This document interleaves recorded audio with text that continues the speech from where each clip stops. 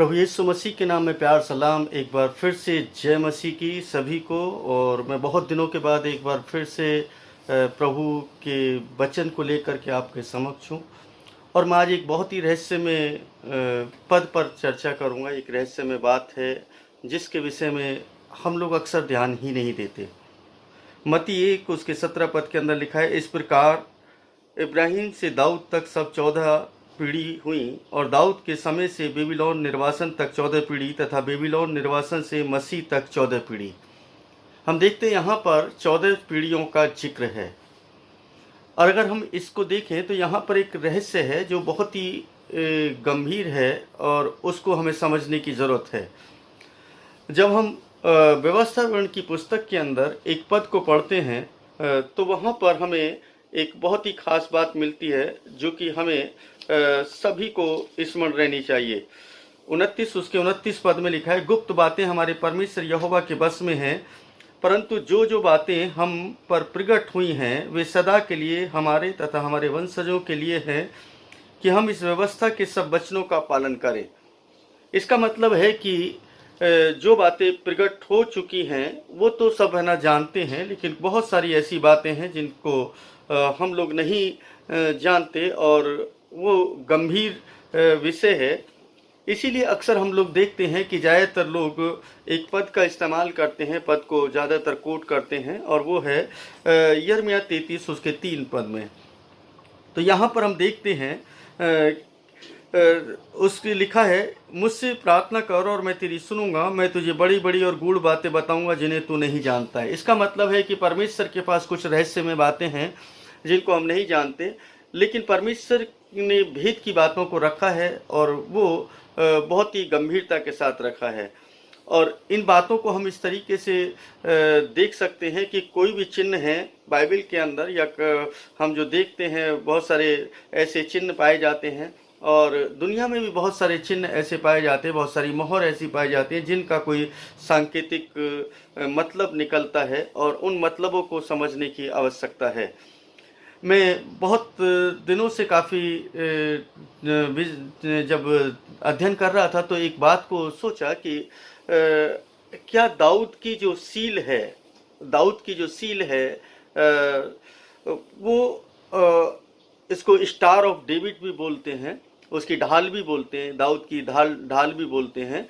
तो एक सुलेमान की मोहर भी है ना वो कहलाई जाती है, क्योंकि कई बहुत सारी मोहरें बनी, लेकिन उनमें से एक जो सबसे ज़्यादा प्रचलित है वो है स्टार ऑफ डेविड, जो कि आज के इस्राएल राष्ट्र के झंडे के ऊपर है। और उसी के अंदर बहुत कुछ रहस्य की बातें छुपी हुई हैं। और ये जो उत्पत्ति से लेकर के प्रकाशित वाक्य की तमाम बातों को अगर हम वहाँ पर देखें तो उस स्टार के अंदर हमें मिल जाती हैं। परमेश्वर सांकेतिक रूप में हमें इंडिकेशन देते हैं, और वो किसी न किसी माध्यम से देते हैं। दाऊद के जरिए उन्होंने ये संदेश हम तक पहुंचाया और हम इसको समझ ही नहीं पाए। एक बात हम समझ लें कि जो बाइबल है वो मूल इब्रानी भाषा में है और ग्रीक भाषा में है, और जितना भी है ना हम देखते शुरू की 5 पुस्तकों को वो तोरा कहलाई जाती हैं, तलमूद तोरा, जिसके आधार पर पूरी बाइबल का बेस है, और उसके बगैर हम बिल्कुल बाइबल को कंप्लीट नहीं पा सकते। अगर बाइबल को ना समझना है तो हमें उन शुरू की 5 किताबों पर ज़रूर अध्ययन करना पड़ेगा और उस पर चिंतन मनन करना पड़ेगा। लेकिन एक सबसे बड़ी बात यह है कि उन 5 किताबों के अंदर जो भी कुछ है, जब है ना इस पुस्तक को लिखा जा रहा था तो उस समय एक भाषा जो हम जिसकी चर्चा कर रहे हैं, इब्रानी भाषा, मूल हिब्रू भाषा, उससे उसी में ये लिखा गया, और उसी के कुछ सांकेतिक जो समझाने के लिए हमें कुछ बातों को है ना हमें समझना पड़ेगा। जबकि मूल इब्रानी भाषा में कोई भी नंबर नहीं है, और वहाँ पर 22 अक्षर पाए जाते हैं। अल्फ़ाबेट जो है 22 हैं, जैसे इंग्लिश में 26 हैं, तो इसी तरीके से वहाँ पर 22 अल्फ़ाबेट हैं, और उन 22 अल्फ़ाबेट के अंदर परमेश्वर की गूढ़ बातें छिपी हुई हैं। और जब स्टार ऑफ डेविड को परमेश्वर के दास ने ना बनाया और उसको स्थापित किया, तो इसका मतलब है कि परमेश्वर जो कि दाऊद से प्रेम करते थे, और परमेश्वर का वचन कहता है कि दाऊद जो है परमेश्वर के मन के मुताबिक हैं और उसके मन को भाते हैं। तो इसका मतलब उनके मन की जो बातें हैं, परमेश्वर के मन की बातें जो हैं वो दाऊद के जरिए हम तक पहुंची और उन्होंने स्टार ऑफ डेविड की रचना की। स्टार ऑफ डेविड के अंदर आप देखेंगे तो उसके अंदर 6 कोण मिलते हैं। अगर आप यहाँ पर देखें तो आपको नजर आएगा कि इसमें 6 कोण हैं जो बहुत ही महत्वपूर्ण हैं, और उन कोणों को अगर हम समझने पाएंगे तो समझ में आएगा कि वास्तव में ये 6 कोण कहते क्या हैं। इन 6 कोणों के अंदर ही सब कुछ छुपा है।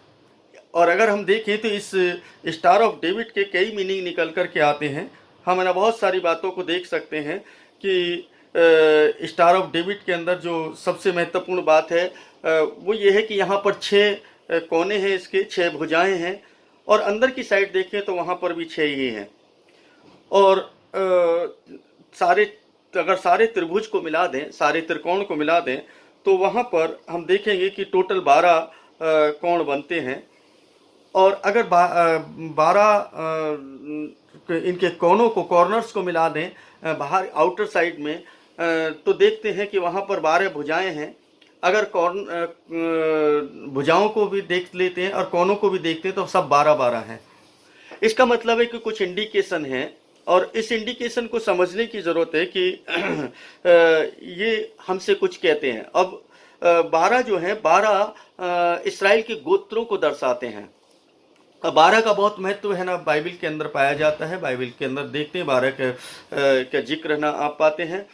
अगर हम इसको थोड़ा सा अलग ढंग से देखें, हम अंग्रेजी भाषा के नंबर्स के अनुसार देखें, तो यहाँ पर आप एक स्टार देखें।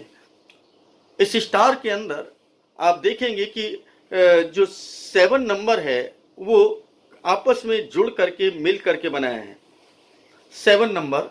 और अगर हम इस 7 नंबर को, यानी कि मिस्ट्री है इसके अंदर, एक रहस्य है, जिस रहस्य की मैं बात कर रहा हूँ उस रहस्य को समझने की कोशिश करिए। अगर हम इन 7 को जोड़ दें, जब जोड़ते चले जाएंगे तो 6 7 हैं, 6 7 मिलते हैं यहाँ पर बारी बारी से। तो अगर है ना 6 को हम 7 से गुणा कर दें, क्योंकि 7 हैं, 7 × 6, तो ये टोटल 42 बैठते हैं। और अगर हम इसको 2-2 करके जोड़ते हैं, मतलब 2 7, फिर 2 7, फिर 2 7, इसका मतलब 14 पीढ़ी, 7 दूनी 14, 14 14।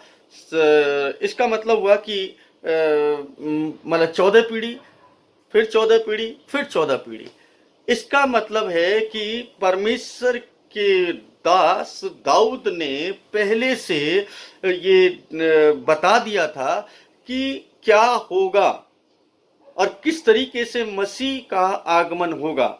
उस मसीह के आगमन के लिए ये चिन्ह उसने पहले से ठहराया, और इस चिन्ह को हम समझ पाते हैं कि उसमें जो 14 पीढ़ियों का जिक्र मत्ती 1 उसके 17 पद के अंदर हमने पढ़ा है, तो उसमें पाते हैं कि वो 6 के 6 7 जो हैं वो जब कैलकुलेट करते हैं तो वो 42 बैठते हैं। और अगर हम मत्ती 1 के 17 पद में जब हम पढ़ते हैं तो वहाँ पर भी हम देख रहे हैं कि वहाँ पर भी 14 पीढ़ी हैं, तो 14 × 42। अगर हम सबको जोड़ देते तो 42 बैठते हैं, और अगर हम एक एक करके ना उसको देखते हैं, अलग अलग करके देखते हैं, तो भी वहाँ पर हम पाते हैं कि 14 पीढ़ी और फिर 14 पीढ़ी। और इस तरीके से मसीह का आगमन इस दुनिया के अंदर हो जाता है। मसीह इस दुनिया के अंदर आ गए। इसका मतलब हुआ कि हर एक जो सिंबल है, बाइबल का जो सिंबल है, वो हमें कुछ इंडिकेट करता है। और ये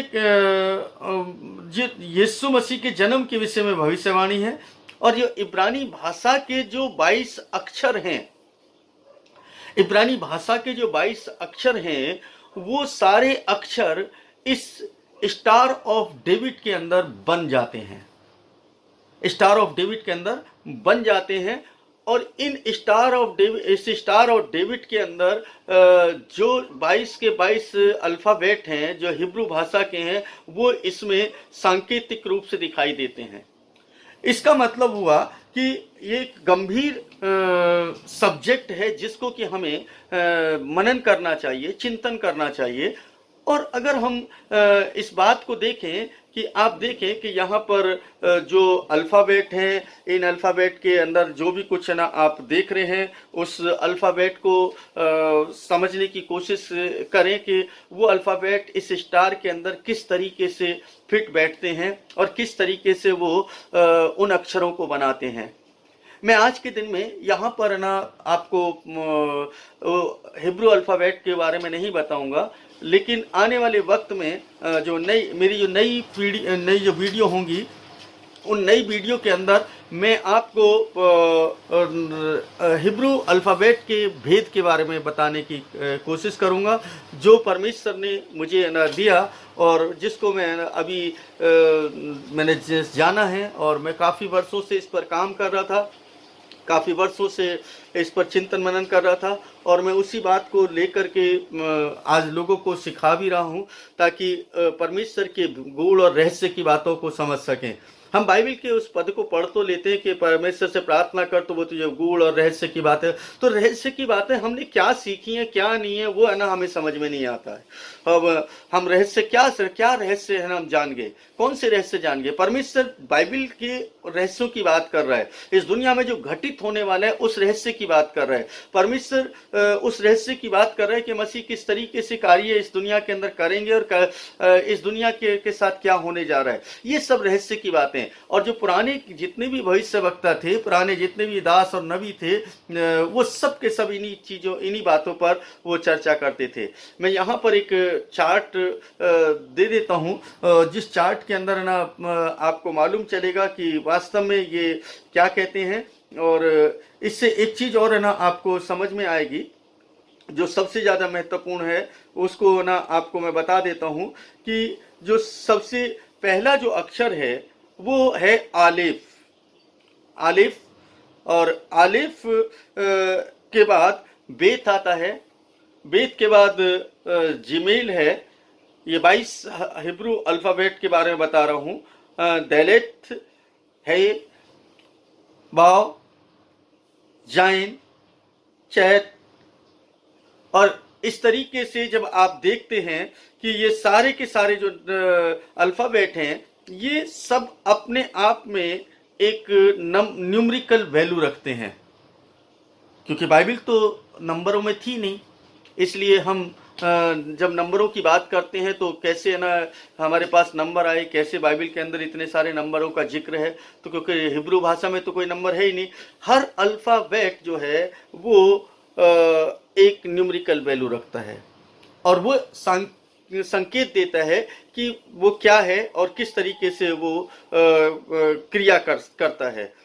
और हिब्रू भाषा जो है ये एक ईश्वरीय भाषा है, किसी संसारिक व्यक्ति के द्वारा बनाई गई नहीं है। पहले पिक्टोग्राफ में थी ये, आज मॉडर्न हिब्रू है ना कहलाई जाती है, क्योंकि उसको अलग तरीके से डिजाइन किया गया है। लेकिन ये पिक्टोग्राफ यानी पिक्चर में के माध्यम से इस भाषा को समझा जाता था, लिखा जाता था, पढ़ा जाता था, और उसके एक एक अल्फ़ाबेट के बहुत सारे मीनिंग्स हैं, बहुत सारे मतलब निकलते हैं, जिन पर हम चिंतन मनन कर सकते हैं और बाइबल को और अच्छे से हम समझ सकते हैं। अगर आप चाहते हैं कि इस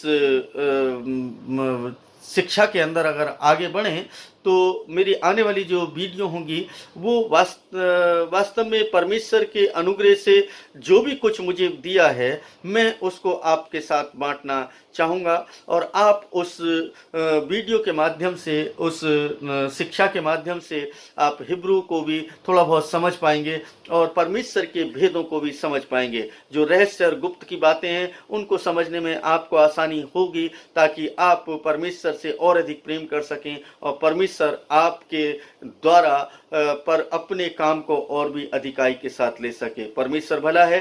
इसलिए आज जो मैं गुप्त और रहस्य की बातों की बात कर रहा हूँ, मैं स्टार ऑफ डेविड पर किया, ताकि आप लोगों को है ना मालूम हो कि परमेश्वर ने जो भी कुछ किया है या परमेश्वर के लोगों ने जो भी कुछ किया है, उसमें एक रहस्य छुपा है। उस रहस्य को खोजने की ज़रूरत है, उस रहस्य को समझने की ज़रूरत है, उस रहस्य को समझ करके उस पर अमल करने की ज़रूरत है। इसलिए हम उसको निरंतर प्रयास करें, उसका निरंतर प्रयास करें कि हम किसी न किसी तरीके से उन रहस्यों को खोज सकें, वरना हम खाली पढ़ करके छोड़ देंगे। गुप्त बातें हमारी परमेश्वर यहोवा के बस में तो बस में हैं, लेकिन है ना बहुत सारी बातों को अगर हम प्रार्थना करें, प्रार्थना पूर्वक रहें और परमेश्वर के साथ चलने की कोशिश करें तो अवश्य वो हमें बहुत सारे भेदों को समझा। अगर हम सीख गए, बहुत कुछ सीख गए, तो वो काफ़ी नहीं है। हम कुछ भी नहीं जानते, मैं भी कुछ नहीं जानता, मैं भी बहुत नॉर्मल व्यक्ति हूँ, लेकिन पिछले काफ़ी वर्षों से मैं ना इस पर काम कर रहा था, तो अब मैं समझ नहीं पाया हूँ।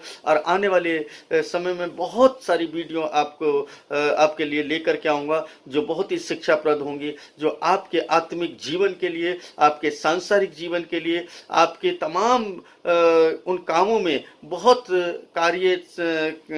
कार्यों में सिद्ध होंगी जो आप अपने जीवन में करते हैं। और ये परमेश्वर की तरफ से है। परमेश्वर को धन्यवाद हो कि परमेश्वर ने ये मौका दिया था कि मैं आपके साथ इस सीक्रेट को, छोटे से सीक्रेट को बहुत ही छोटे से शब्दों में मैं शेयर कर सकूं। और अगर अधिक सीखना है तो इसके लिए फिर ना एक लंबी क्लास लेनी पड़ती है। वो वीडियो ज़्यादा लंबी नहीं बना सकता, शॉर्ट वीडियो में मैंने एक छोटी सी बात बताई है। अगर आप चाहते हैं कि मैं आप लोगों को सिखाऊं तो आप है ना कुछ लोगों को अरेंज करें और एक मीटिंग का ऑर्गेनाइज कर सकते हैं, ताकि मैं आ करके आपको सिखा पाऊं। और ये मेरे लिए बड़े सौभाग्य की बात होगी कि परमेश्वर की कुछ बातों को मैं आपके साथ शेयर कर पाऊंगा, और परमेश्वर का अनुग्रह हम सब के ऊपर होने पाएगा।